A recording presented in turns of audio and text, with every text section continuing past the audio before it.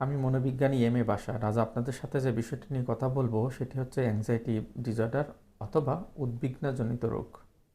Anxiety disorder বা উদ্বিগ্নজনিত মানসিক রোগ এর অর্থ হলো এমন একটি মানসিক অবস্থা যেখানে ব্যক্তি অতিরিক্ত মাত্রায় উদ্বিগ্নতা অনুভব করবে এবং এটি ব্যক্তির স্বাভাবিক জীবনযাত্রাকে ব্যাহত করবে। এটি শুধু সাধারণ ভয় বা দুশ্চিন্তা নয়, বরং এটি অকারণে তৈরি হওয়া একটি ভয় বা দুশ্চিন্তা যা দীর্ঘস্থায়ী ও তীব্রতার দিক থেকে অস্বাভাবিক। অ্যাংজাইটি বা উদ্বিগ্নতার অনেকগুলো ধরন আছে। তার মধ্যে অন্যতম হলো জেনারেলাইজড অ্যাংজাইটি ডিসঅর্ডার, যাকে সংক্ষেপে জেএডি বলে। 2 নম্বর প্যানিক ডিসঅর্ডার। 3 নম্বর সামাজিক ভীতি বা সোশ্যাল অ্যাংজাইটি। 4 নম্বর ফোবিয়া, অর্থাৎ বিশেষ কোনো জিনিস বা পরিস্থিতির প্রতি তীব্র ভয়। 5 নম্বর হচ্ছে পোস্ট ট্রমাটিক স্ট্রেস ডিসঅর্ডার বা পিটিএসডি। আসেন এখন একে একে দেখি এই অ্যাংজাইটি ডিসঅর্ডার বা উদ্বেগজনিত রোগগুলো দেখতে কেমন। প্রথমে আসি জিএডি বা জেনারেলাইজড অ্যাংজাইটি ডিসঅর্ডার নিয়ে। জেনারেলাইজড অ্যাংজাইটি ডিসঅর্ডার বা জিএডি হলো এমন একটি মানসিক অবস্থা যেখানে একজন ব্যক্তি প্রায় প্রতিদিন অতিরিক্ত এবং অযৌক্তিক দুশ্চিন্তা অনুভব করে, এমনকি যখন কোনো দুশ্চিন্তার কারণ থাকে না তখনও। কিভাবে বুঝবো একজন ব্যক্তি জিএডিতে ভুগছে বা জিএডির সাধারণ বৈশিষ্ট্যগুলো কি? প্রায় প্রতিদিন কোনো না কোনো বিষয় নিয়ে অতিমাত্রায় উদ্বিগ্ন থাকবে, চিন্তাগুলো নিয়ন্ত্রণ করতে পারবে না। উদ্বেগের বিষয়গুলো হতে পারে স্বাস্থ্য, টাকা, পরিবার, কাজ, এরকম সাধারণ বিষয়গুলো নিয়ে। দুশ্চিন্তা সারা দিন ধরে থাকবে এবং এটি মাসের পর মাস ধরে চলতে থাকবে। জিএডি লক্ষণগুলোকে দুই ভাগে ভাগ করা যায়, এটা হচ্ছে মানসিক লক্ষণ এবং একটা শারীরিক লক্ষণ। মানসিক লক্ষণগুলোর ভিতরে অন্যতম হলো অতিরিক্ত চিন্তা, সব কিছুতেই খারাপ কিছু ঘটবে বলে মনে হওয়া, মনোযোগের ঘাটতি, সিদ্ধান্ত নিতে সমস্যা হওয়া, চিন্তা করতে না পারা, ভুলে যাওয়া, বিরক্ত বা ছটপট অনুভব করা। এবং শারীরিক লক্ষণগুলোর মধ্যে অন্যতম হলো ক্লান্তি ভাব, মাথা ব্যথা অথবা পেশির টান, ঘুমের সমস্যা অর্থাৎ ঘুম না আসা বা বারবার ভেঙে যাওয়া, বুক ধড়ফড় করা, গলা শুকিয়ে যাওয়া, পেট খারাপ হওয়া, হজম অসুবিধা হওয়া, মাথা ব্যথা করা, মাথা চেপে ধরা, বুক চেপে ধরা ইত্যাদি। এখন আসি জিএডির কারণ কি, অর্থাৎ জিএডি কেন হয়। যেটির সাধারণ কারণগুলোর মধ্যে আছে পারিবারিক ইতিহাস অথবা জেনেটিক্স। 2 দীর্ঘমেয়াদী মানসিক চাপ। 3 ছোটবেলায় ট্রমা বা কোনো খারাপ পরিস্থিতির মধ্য দিয়ে বড় হওয়া। 4 মস্তিষ্কের রাসায়নিক ভারসাম্যহীনতা, যেমন সেরোটোনিন, গাবা ইত্যাদি। 2 নম্বর আছে প্যানিক ডিসঅর্ডার, অর্থাৎ এখন আমরা প্যানিক ডিসঅর্ডার নিয়ে কথা বলবো। প্যানিক ডিসঅর্ডার হলো একটি উদ্বেগজনিত মানসিক রোগ যেখানে একজন ব্যক্তি হঠাৎ করে তীব্র আতঙ্ক বা ভয় অনুভব করে। এই তীব্র ভয় বা আতঙ্ককে প্যানিক অ্যাটাক বলে। এই অনুভবটা এতটাই তীব্র হয় যে ব্যক্তি মনে করে সে মৃত্যুর কোলে ঢলে পড়ছে বা খুব খারাপ কিছু একটা ঘটতে চলেছে, যদিও বাস্তবে এমন কোনো কিছুই ঘটে না। প্যানিক অ্যাটাকের সাধারণ উপসর্গ হলো এটি 5 থেকে 10 মিনিটের মধ্যে হঠাৎ শুরু হয়ে যায়। তাছাড়া বুক ধড়ফড় বা বুক ব্যথা করে, ঘাম হয়, শ্বাস নিতে কষ্ট হয়, চোখ মুখ অন্ধকার দিয়ে আসে, মাথা ঘোরাতে থাকে, বমি বমি ভাব হয়, হাত পা কাঁপে, হাত পা অসাড় হয়ে আসে, মনে হয় আমি পাগল হয়ে যাচ্ছি অথবা আমি এলোমেলো হয়ে যাচ্ছি কিংবা মরে যাচ্ছি। নিজেকে বাস্তবতা থেকে বিচ্ছিন্ন মনে হয়, যাকে ডিপার্সোনালাইজেশন বা ডিরিয়ালাইজেশন বলে। ও এখানে প্যানিক ডিসঅর্ডার ও সাধারণ ভয়ের মধ্যে পার্থক্যের কথা বলে রাখি। সাধারণ ভয় কোনো নির্দিষ্ট কারণ বা পরিস্থিতির কারণে ঘটে, বিপরীতে প্যানিক ডিসঅর্ডারের ক্ষেত্রে প্রায় ক্ষেত্রে কোনো কারণ ছাড়াই ঘটতে পারে। প্যানিক ডিসঅর্ডারে আক্রান্ত ব্যক্তি একবার আক্রান্ত হওয়ার পর প্রায় আশঙ্কায় থাকেন এই বুঝি তার আবার একই রকম অনুভূতি হবে। বিপরীতে সাধারণ ভয়ের ক্ষেত্রে কোনো ব্যক্তির এরকম আশঙ্কার মধ্যে দিয়ে সময় পার করবেন না।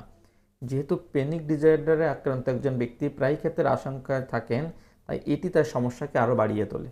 প্যানিক ডিসঅর্ডারের সাধারণ কারণগুলোর মধ্যে হলো অতিমাত্রায় মানসিক চাপ বা ট্রমা, পারিবারিক ইতিহাস, মস্তিষ্কের নিউরোট্রান্সমিটারের মধ্যে ভারসাম্যহীনতা, ক্যাফেইন, নিকোটিন বা কোনো ধরনের ড্রাগস নেওয়া, কিংবা ভয়ভীতির উপর অতিরিক্ত মাত্রায় মনোযোগ দেওয়া।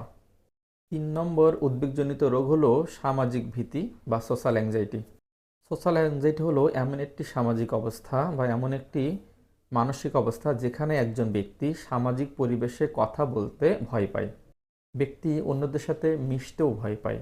এটি খুব সাধারণ একটা বিষয়, কিন্তু কারোর জীবনের প্রভাব খুব গভীর হয়।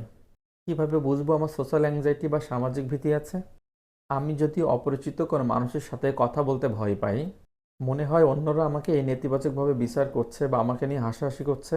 যদি ভিড়ের মধ্যে অস্বস্তি অনুভব করি, জনসম্মুখে কথা বলার সময় ঘেমে যাই, শরীরে কাঁপুনি তৈরি হয় বা হৃদস্পন্দন অনেক বেড়ে যায়, নিজেকে অপ্রস্তুত বা বোকা মনে হয়, কিংবা নিজের কাছে নিজেকে খুব নেতিবাচক মনে হয়।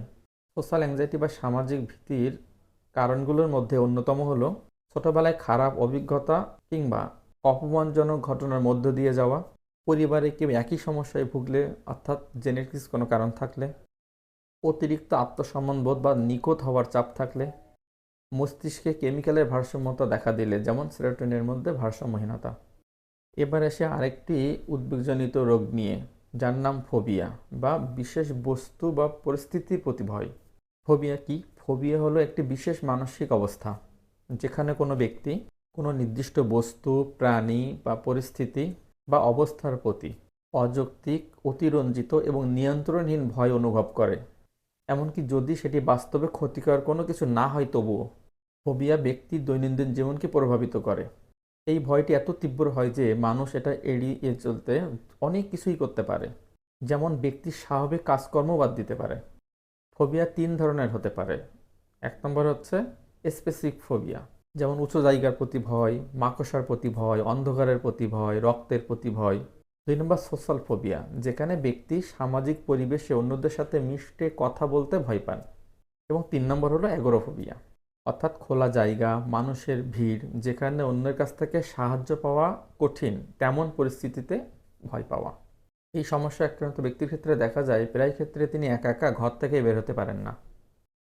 ফোবিয়ার সাধারণ লক্ষণসমূহ হলো তীব্র ভয় বা আতঙ্ক, হৃদস্পন্দন বেড়ে যাওয়া, ঘাম হওয়া, হাত পা কাঁপা, শ্বাস নিতে কষ্ট হওয়া, মাথা ঘোরানো, মাথা ব্যথা করা, বমি বমি ভাব বা ওই ধরনের পরিস্থিতি এড়িয়ে যাওয়ার একটা চেষ্টা।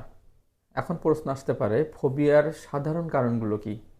ফোবিয়ার সম্ভাব্য কারণ হলো ছোটবেলার ভয়ঙ্কর অভিজ্ঞতা, পরিবারে কারোর একই রকম ভয় থাকা, মস্তিষ্কের ভয় নিয়ন্ত্রণকারী অঞ্চলের অস্বাভাবিক কাজ, মানসিক ট্রমা। আজ সর্বশেষ যে বিষয়টি নিয়ে কথা বলবো সেটা হচ্ছে পোস্ট ট্রমাটিক স্ট্রেস ডিসঅর্ডার, যাকে সংক্ষেপে পিটিএসডি বলে। তাহলে পিটিএসডি কি? পিটিএসডি হলো একটি মানসিক অবস্থা যা ঘটে কোনো ভয়ানক বা জীবন পরিবর্তনকারী ঘটনার পর, যেমন দুর্ঘটনা, প্রাকৃতিক কোনো দুর্যোগ, যৌন বা শারীরিক কোনো নিপীড়ন, যুদ্ধ কিংবা সহিংসতা, প্রিয়জনের হঠাৎ মৃত্যু, কিংবা শিশু বয়সে অবহেলা বা নির্যাতন। এই ঘটনার স্মৃতি বারবার মনে পড়তে থাকে, যেন ব্যক্তি একই পরিস্থিতির মধ্যে বারবার পড়ে যাচ্ছেন। পিটিএসডির সাধারণ উপসর্গগুলো হলো ঘটনা বারবার মনে পড়া, যেমন দুঃস্বপ্ন বা ফ্ল্যাশব্যাক, অর্থাৎ হঠাৎ করেই মনে পড়া, যেন এখনই হচ্ছে। ২ নম্বর অ্যাভয়েডেন্স বা এড়িয়ে চলা, যেমন ঘটনার কথা মনে করিয়ে দেয় এমন স্থান, মানুষ বা পরিস্থিতি অথবা আলাপ এড়িয়ে চলা। ৩ নম্বর হাইপার অ্যারাউজাল বা সতর্কতা ও উত্তেজনা। এক্ষেত্রে কি হয়? এক্ষেত্রে ব্যক্তি সহজে ভয় পায় বা রেগে যায়, ব্যক্তির ঘুমের সমস্যা হয়, ব্যক্তির মধ্যে অতিরিক্ত চঞ্চলতা ও অস্থিরতা কাজ করে। ৪ নম্বর হলো নেগেটিভ থটস অ্যান্ড ফিলিংস। এক্ষেত্রে কি হয়? এক্ষেত্রে ব্যক্তি নিজেকে দোষ দিতে থাকে, অন্যের থেকে নিজেকে দূরে সরিয়ে নেয়, জীবনের প্রতি আগ্রহ হারিয়ে ফেলে এবং আত্মমর্যাদার সংকট দেখা দেয়। এখন প্রশ্ন হচ্ছে, এই অ্যাংজাইটি ডিসঅর্ডার বা উদ্বেগজনিত রোগের চিকিৎসা কী? এই অ্যাংজাইটি ডিসঅর্ডারের ২ ধরনের চিকিৎসা আছে। ১ নম্বর হচ্ছে কাউন্সেলিং বা সাইকোথেরাপি এবং ২ নম্বর হচ্ছে মেডিসিন বা ড্রাগস থেরাপি। কাউন্সেলিং বা সাইকোথেরাপির মধ্যে আছে কগনিটিভ বিহেভিয়ার থেরাপি বা CBT, exposure therapy, relaxation techniques, যার মধ্যে আছে breathing relaxation, progressive muscular relaxation, imaginary অথবা গাইডেড ইমাজিনারি। ৪ নম্বর হচ্ছে মাইন্ডফুলনেস বেস স্ট্রেস রিডাকশন এবং ৫ নম্বর হচ্ছে লাইফস্টাইলের পরিবর্তন। মেডিসিন বা ড্রাগ থেরাপির মধ্যে আছে এসএসআরআই, অ্যান্টিডিপ্রেসেন্ট, বেনজোলাইটিক এবং খুব প্রয়োজন হলে স্বল্প সময়ের জন্য বেনজোডাইজেপিন। মনে রাখতে হবে, মেডিসিন নেওয়ার ক্ষেত্রে অবশ্যই ডাক্তারের পরামর্শ অনুযায়ী নিতে হবে। আজ এ পর্যন্তই। পরবর্তী দিন অন্য কোনো বিষয় নিয়ে আবার আপনাদের সামনে হাজির হব। সেই পর্যন্ত সবাই ভালো থাকবেন, সুস্থ থাকবেন। আল্লাহ হাফেজ।